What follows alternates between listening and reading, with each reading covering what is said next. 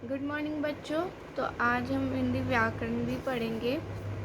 तो हिंदी व्याकरण में आपका पहला चैप्टर है भाषा एवं लिपि।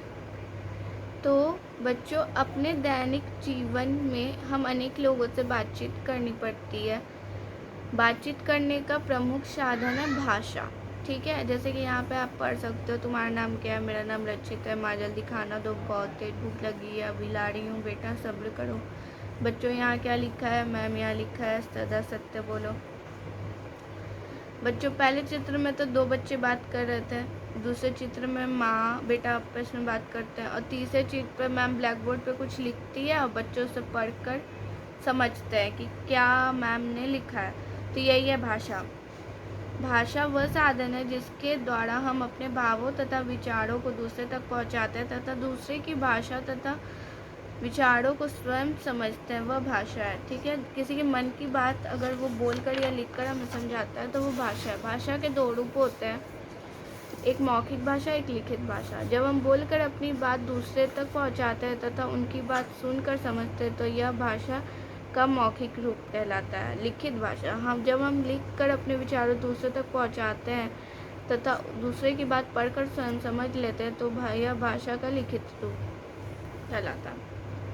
अब मौखिक भाषा, जैसे कि यहाँ पे लिखा हुआ है कि बोलकर, जैसे कि हम डेली नॉर्मल में बोलते हैं, अगर मम्मी को कुछ बोलना होता है तो हम बोल कर ही उन्हें बताते कि हमें क्या चाहिए नहीं चाहिए, है ना। तो वो हमारा मौखिक भाषा हुआ। और जैसे कि हम रोज़ न्यूज़पेपर समझते हैं तो न्यूज़पेपर में क्या खबर है वो हमें कैसे पता चलती, तो हम पढ़कर ही समझते हैं। तो ये हुआ लिखित भाषा। मौखिक भाषा वो भाषा होती है जिसमें हम बोलकर एक दूसरे को समझाएं या उनका सुनकर समझ लें, वो मौखिक भाषा।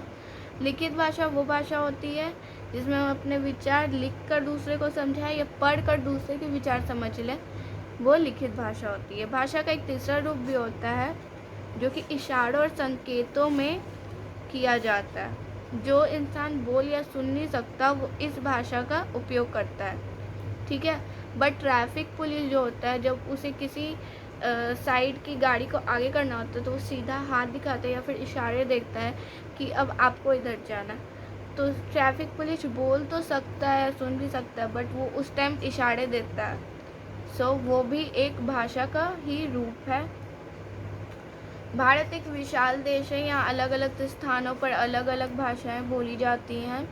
जैसे पंजाब में पंजाबी, पश्चिम बंगाल में बंगाला, राजस्थान में राजस्थानी, कश्मीरी, महाराष्ट्र में मराठी, तमिलनाडु में तमिल, केरल में मलयालम बोला जाता है तथा गुजरात में गुजराती बोली जाती है। भारत के संविधान द्वारा कुल 22 भाषाओं को मान्यता प्रदान की गई है। भारत में हिंदी को राष्ट्रभाषा माना गया है क्योंकि यह अधिकांश लोगों द्वारा बोली जाती है। प्रत्येक वर्ष 14 सितंबर को हिंदी दिवस मनाया जाता है। तो भारत एक बहुत बड़ा देश है जिसमें अलग अलग राज्य हैं, जो अलग अलग राज्यों में अलग अलग भाषाएं बोली जाती है। जैसे कि हम लोग बिहार में रहते हैं तो बिहार में बिहारी